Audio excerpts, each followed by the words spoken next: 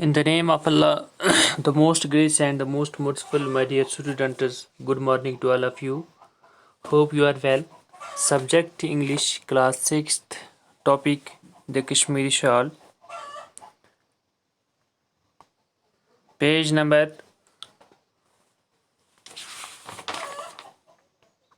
59, grammar work. तो प्यारे बच्चों, आज हमने पेज नंबर 59 पे आप देखें ग्रामर वर्क करना है। कल हमने एक तो क्वेश्चंस किए और उसके साथ साथ कल हमने लैंग्वेज वर्क किया और आज हर ग्रामर वर्क करने जा रहे हैं। तो प्यारे बच्चों आप देखिए, the ring shall can pass through a ring. In this sentence, the underlined word shows as the relationship of the shawl with ring. Words that show the relationship of subject with object are called prepositions. Some other prepositions are. प्यारे बच्चों, यहाँ पे ring और शाल का तज़किरा है। The ring shawl can pass through a ring. In this sentence कि जो शाल ring शाल होती है यानी कि वो बहुत हल्की होती है, तो वो किससे पास हो सकती है यानी किससे गुजर सकती है? रिंग से। In this sentence, the underlined word shows the relationship of the shawl with the ring. तो इस सेंटेंस में यहाँ एक रिलेशनशिप है यानी कि रिंग और शाल के दरमियान। Words that show the relationship of subject with object, वो वर्ड जिनमें क्या रिलेशनशिप दिखाई देती हो सब्जेक्ट और सब्जेक्ट किसके साथ? ऑब्जेक्ट के साथ, आर कॉल्ड प्रीपोजिशंस। तो ऐसे वर्ड जो हैं उनको क्या कहते हैं? प्रीपोजिशंस कहते हैं। सम अदर प्रीपोजिशंस आर, तो बाकी कुछ यहाँ पे नीचे प्रीपोजिशंस दिए हैं वो हम देखें। जैसे the policeman is between the two thieves. The policeman between the two thieves, ये भी प्रीपोजिशन है कि पुलिसमैन दो चोरों के दरमियान है, थीव्स। उसके बाद आप अगला फिर सेंटेंस देखें, the mother is standing behind the girl and the girl is looking into the mirror. The mirror is in front of her. उसके बाद दूसरा आप सेंटेंस देखें, the dog is sitting beside the mistress.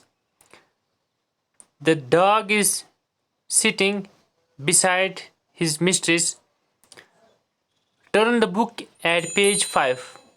The plane is flying over the man. It is above the ground. Doggy is sitting outside and in front of his kennel. The kennel is behind it. The monkey is sitting on the tree. Shaila is jumping over her friend. The two friends are shaking hands with each other. They are talking to each other. The flag is flying over the mountain top. The children are going into the church. They are running towards it. There is a man at the church gate. The boat is sailing in the river. There is a lot of water under the boat. A shawl is a piece of fabric worn to keep us warm in winter. Do you know the names of the following pieces of clothing? Look at the pictures and write the names under against each. प्यारे बच्चों, इस तरह से हमने ये बहुत सारे sentence यहाँ पे पढ़े। ये सारे प्रीपोजिशंस हैं। प्रीपोजिशन मैंने आपको पहले ही बताया वो सेंटेंस है जिसकी सब्जेक्ट और ऑब्जेक्ट में आपस में क्या हो? रिलेशनशिप हो। ठीक है, तो उस वर्ड को या उस सेंटेंस को क्या कहते हैं? प्रीपोजिशन, जिसकी आपस में रिलेशनशिप हो वर्ड और सब्जेक्ट और ऑब्जेक्ट की। तो इस तरह से हमने बहुत सारी यहाँ मिसालें पढ़ी। तो लास्ट पर यहाँ पे फिर क्या लिखा है कि यहाँ जो नीचे कुछ यहाँ तस्वीरें दी हैं हमने, तो हमने इनका नाम बताने हैं। जैसे यहाँ पे लिखा है the shawl is piece of fabric worn to keep us warm in winter.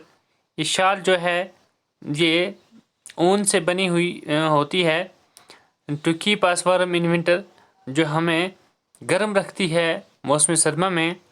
Do you know the names of the following pictures of clothing. ये जो नीचे पिक्चर्स दी हैं कपड़ों की, क्या आप इनके नाम जानते हैं? लुक एट द पिक्चर्स, आप पिक्चरों को देखें, and right the names under against each. तो हर एक के सामने आप इनका नाम लिखें। क्या आप इनके नाम जानते हैं? और आप इनके नाम इनके सामने लिखें। तो पहला जो आपको दिख रहा है, ये पहली जो शक्ल है, इसको कहते हैं शॉर्ट्स। क्या कहते हैं? Shorts, SHORTS। इसका आप बच्चों लिखें SHORTS, शॉर्ट्स लिखें इसका। उसके बाद जो दूसरी तस्वीर आपको दिख रही है यहाँ पे, इसको कहते हैं गाउन, या इसको आप ये भी कह सकते हैं कि हाउस कोट भी कह सकते हैं। इसको आप हाउस कोट भी कह सकते हैं। और तीसरा जो है, इसको प्यारे बच्चों आप लिख सकते हैं सूट, SUIT, सूट। और उसके बाद जो आप यहाँ पे दिख रहे हैं, यह है प्यारे बच्चों टी शर्ट। इसको आप टी शर्ट लिखें, टी डैश छोटा सा डालें, उसके बाद शर्ट लिखें, SHIRT, हो गया टी शर्ट। उसके बाद जो लास्ट पे यहाँ पे ये है BB, यहाँ ये है baby suit, BABYSUIT, baby suit लिखें। तो इस तरह से प्यारे बच्चों आपको याद रहा। पहले में आप क्या लिखेंगे? शॉर्ट्स, उसके बाद आप लिखेंगे हाउस कोट, उसके बाद आप लिखेंगे सूट, उसके बाद आप लिखेंगे टी शर्ट, उसके बाद आप लिखेंगे बेबी सूट। तो चलिए बच्चे आओगे, अब आप पेज नंबर 61 पे जाएं। The pictures in the following sentences represent the different concepts that prepositions are used for. Guess the concept and replace the pictures with appropriate prepositions given below. तो प्यारे बच्चों यहाँ पे क्या लिखा है? The pictures in the following sentences represent the different concept of prepositions. ये आप देखें, ये नीचे जो यहाँ पिक्चर्स हैं, पहले देखें आप, ये एक डिब्बा सा बनाया है, उसके बाद एक छोटा सा गोल डाला है, फिर डिब्बा है, इसके ऊपर से एरो दिखाया है, फिर ये डैश के नीचे है ये छोटा सा गोल, फिर देखो कि ये डब्बा इस लाइन के दरमियान में है, ये ऊपर है। तो यहाँ पे लिखा है the pictures in the following sentence represent the different concept of prepositions.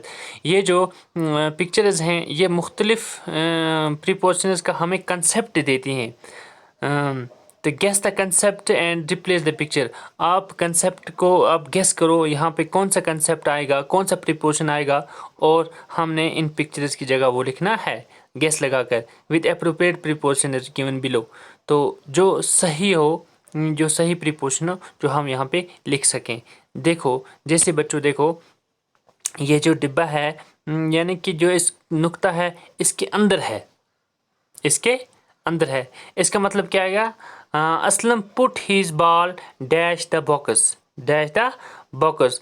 Aslam ने असलम ने अपनी गेंद को बॉक्स में क्या किया, और इसे लॉक कर दिया। इसमें क्या किया होगा? यानी कि ये देखो, ये डब्बे के ऊपर में है, ये नीचे है, ये साइड में है, किस तरह है, यहाँ हमें गैस लगाना है। तो जहाँ तक हमारा गैस है, ये इसके अंदर है, ये इसके अंदर है। फिर क्या आएगा यहाँ पे? Aslam put his ball into the box and he locked it, Aslam ने अपनी गेंद को बॉक्स में डाला और इससे लॉक कर दिया। तो यहाँ पे क्या आएगा? यहाँ पे आएगा इनटू। शाबाश। दूसरा आप देखें, the ball is dash the floor, the ball is dash the floor. शाबाश। Lift it and go out to play. देखो ये जो लकीर है, अगर हम ये लकीर के बाल ऊपर है, इसके नीचे है, या लकीर के बीच में है, तो या जैसा कि अगर हम कंसेप्ट अपना लें, हम देखें ये लकीर के ऊपर है। The ball is on the floor, the ball is on the floor, lift it and go out to play. गेंद फ्लोर के ऊपर है, फ्लोर पर है, गेंद फ्लोर पर है। Lift it and go out to play. इससे उठाओ और खेलने के लिए बाहर जाओ। इससे उठाओ, खेलने के लिए बाहर जाओ। शाबाश। उसके बाद है प्यारे बच्चों, the thief jumped dash the wall and run away. ये जो डिब्बा है, ये देखो, ये एरो इसके ऊपर से है, न इसके बीच से है, न इसके नीचे से है, बल्कि इसके ऊपर से है। The thief jumped over the wall and run away.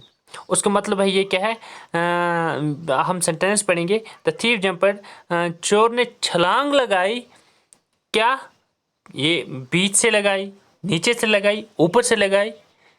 तो अगर हम दीवार लें तो दीवार के नीचे से छलांग लगा सकते हैं या ऊपर से लगा सकते हैं। तो यहाँ हमें खुद ही सोचना है।